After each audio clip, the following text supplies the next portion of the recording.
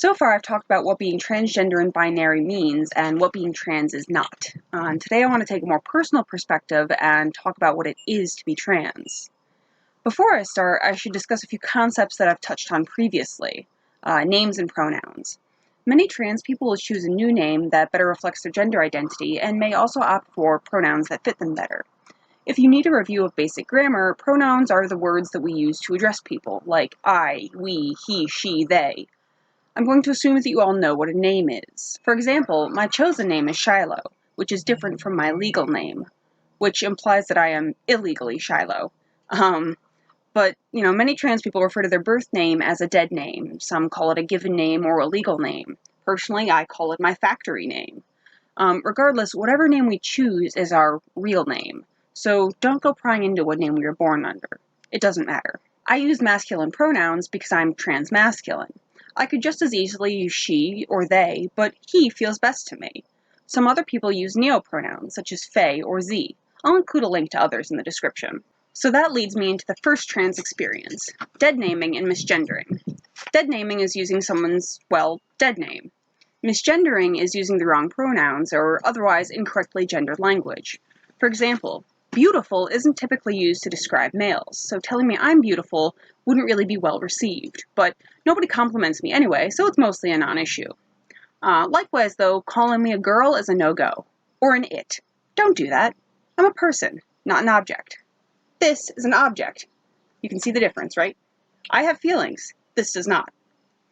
We live in a binary society, and it's been ingrained in us to assume pronouns, either he or she, based on someone's appearance. But let's uncouple pronouns from presentation and connect them instead to someone's identity, as we do with their name.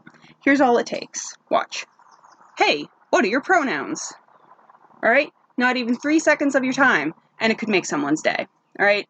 And for the record, they're not preferred pronouns, they're just our pronouns. I'll try to give an example for what this feels like from a cisgender perspective. Recall from my last video that cisgender or cis people still identify as their assigned gender at birth.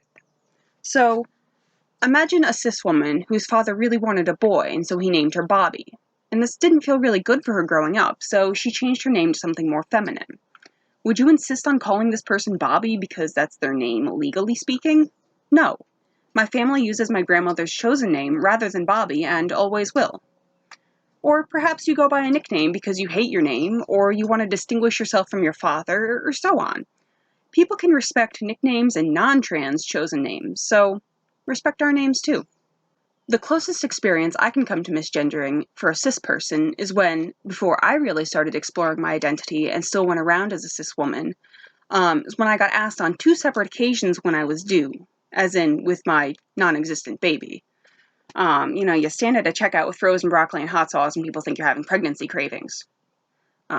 So it took me a moment to register what these people were implying, and then I felt terrible and self-conscious because I had put on a lot of weight recently.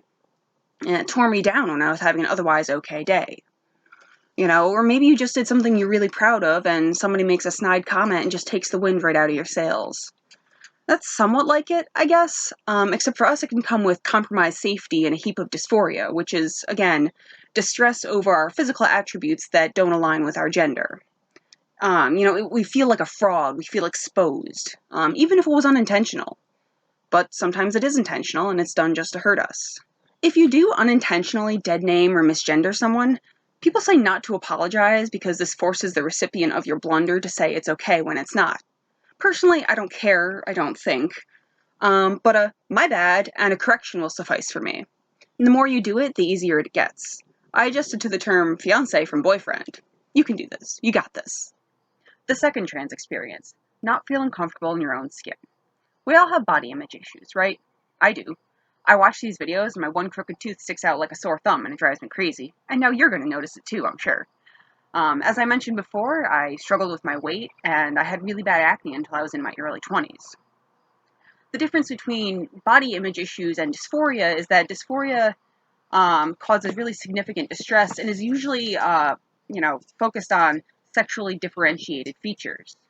But now that I think of it, an example of something that both cis and trans men might feel distress over is... You know what? Never mind. Who writes this stuff? Another trans experience, constant self-doubt. Again, yes, we all experience it, but for trans people, it often centers around questions like, am I trans enough? Should I come out? Do I want to come out?